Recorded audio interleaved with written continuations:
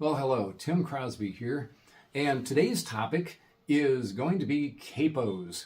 It was kind of brought to my attention. It caught my attention, I guess you should say. Um, there was a national news story here just recently about Taylor Swift, who, in the midst of one of her shows, asked for a capo, and it made national news.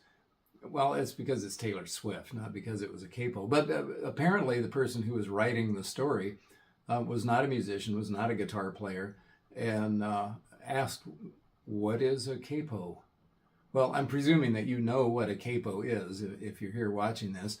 But let's start at the beginning and talk about it. A capo is a wonderful invention. Comes from the Italian word capo, which means head. And what it's designed to do is replace the nut up the neck. And so if this is the head, then you put a new temporary head on it and shorten up your neck. We'll talk about changing keys with a capo here in a few minutes. But let's talk about the kinds of capos. This happens to be my capo, and it happens to be my the design, the brand name. It's a Shub. It's the one that I use. Which is not to say that I think that it's necessarily the best capo out there. It just happens to be the one that I settled on some years ago and don't see any reason to change because it does what I want it to do. Well, what do you want a capo to do? Well, you want it to reliably fret the strings where you put it. Another thing that I think is important with a capo is to not lose it or to not lend it to a friend and they forget to return it, or worse yet, leave it in the pocket of your other pants and then you go to a gig or a jam session and you go, "Oh, where's my capo?" I always leave my capo clipped on the headstock right above the nut. Some people say, "Oh, well, that changes the tuning." Well, you adjust the tension of it in such a way that it doesn't squeeze your strings down enough to really sharp up your strings, and then it's always right there with your guitar. I have gone so far, because I have multiple guitars, I have a capo for every guitar. Every guitar has a capo clipped on to its peg head, so it's always handy. What about other designs, though? There are, I don't know, maybe dozens of really good designs of capos. This is a Shub. It has this little lever on the back, and you put it over the strings, that part, and then you flip the little lever down, and that puts the tension on, which squeezes it together. There are other capos that are spring-loaded. You grab them like this, and you put them on, and you let go, and they grab on with the spring. That seems to work well. It's quick on and off. You can clip it on the headstock up here. Another style of capo that I've noticed more and more recently amongst the serious bluegrass guitar players is very much like the ones that I used way long time ago when I was a much more serious bluegrass flat picker, that has a solid U-shaped thing that goes around the neck, and then a little lever or a little bar comes across the top, and it's got a little hook of some sort that holds it there, and then a screw in the back, just like the Shub does, to adjust the tension. There are some new innovative designs, variations on either the squeeze-ons or whatever. So if you don't have a capo and you want to get one, which I highly recommend, you will end up really liking to use a capo. I say try several. Go to a music store and see what all kinds of capos they have on offer and try them out. See how you like them. Are they convenient? Are they awkward? Do your strings buzz when you put it on? Do they not buzz? All of those things. Okay? So now you've got a capo. What do you do with the darn thing? Well, the most obvious thing that you use a capo for is to change the key that you're playing in, usually to either suit your own singing range or perhaps to suit the fiddle player or the mandolin player that you're jamming with, who says, "I really can only play this in the key of A," and you're used to playing it in G. Well, with a capo, you don't have to change the chords that you usually play that tune in. But rather, say we're going to play in A, you can put your capo on the 2nd fret, and then you can play in the key of G. At least that's what your hand thinks. Even you can think of that as, oh, I'm playing in G, but a little secret knowledge, I've moved it up from G to G sharp to A. And so this becomes, to your fiddle or mandolin playing friend, or anybody else for that matter who plays in a different key, that becomes their key.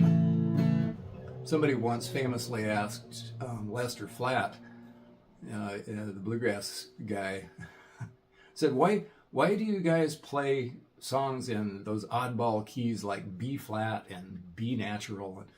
And Lester Flatt said, well, he says, the band just has to play the song in the key that the singer can sing it, which is what you usually see capos used for. Many songs, for instance, Kathy and I sing in the key of B flat.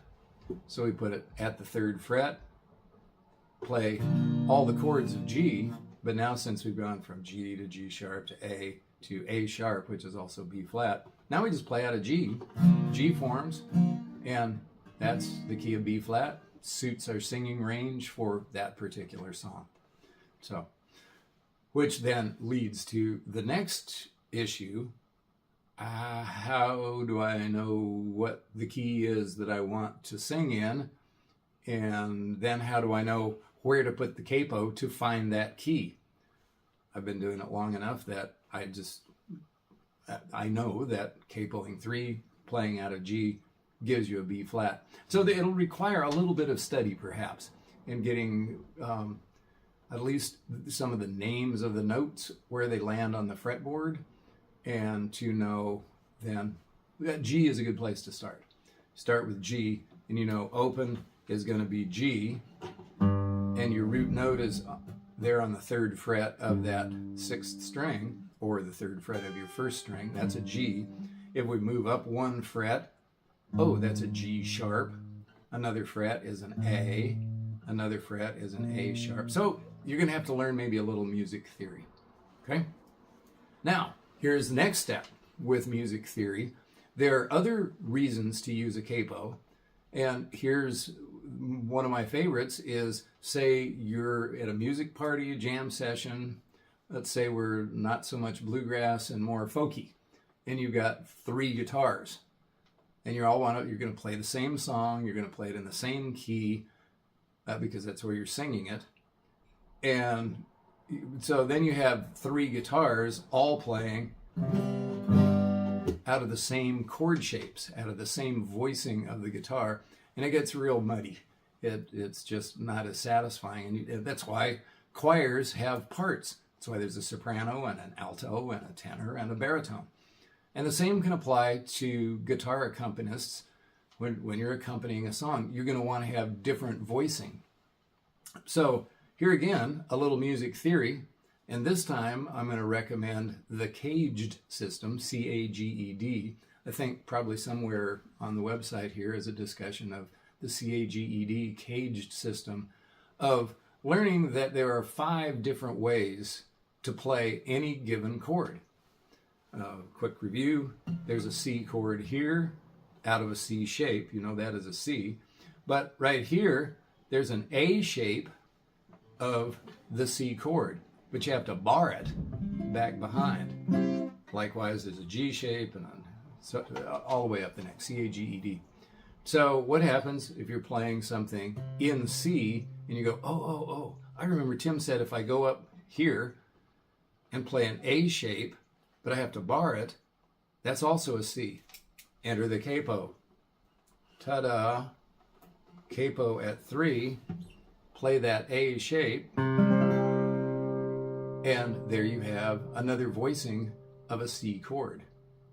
So that's another really terrific use. And that way, this voice and this voice complement and don't clash quite so much. You can take it all the way up the neck. There's a song Kathy and I are going to be doing here pretty soon, a new one to us, where I go so far as to capo at the 5th fret, and then I play it out of a G form, which is yet another C chord. So there's one there, there's one there, there's one without the capo there. One more really cool use for a capo, and sometimes I also use 2 capos. This is where you get really cool, almost identical capo. And that's partial capoing. And here's an example of something that I do quite frequently, is I'll take my capo and I usually put my shub on from the top, but now I'm going to put it on underneath, and now I'm only going to close 5 of the strings. So I'm going to put it at the 2nd fret, and tighten that down a little bit more. A little more yet, so it doesn't buzz. Put it at the 2nd fret, except for that 6th string. So all of a sudden, now I've taken that D, you recognize the shape, the D chord went D, D sharp, E. So this is actually an E chord, so I'm using that open E string, that low E string, and it gives you a quick and easy drop E, just like if you're going to play a drop D tuning, which is, yeah, tunings are another complete topic. Drop D tuning, you have to tune your E string down to a D to play that D there and have the low fundamental, the low root note here. But this way, you capo all but one, and you have, voila, a drop E. It's another song that Kathy and I do that I move it up 2 more, and I got to change the tension on that. Bear with me. And now I play this, still an E chord with a C shape, but it has that drop E with a partial capo. Now you can do this with, it doesn't have to just be E thing, you can do it in other chords up the neck. Here's an example if I wanted to, say, play something in F sharp.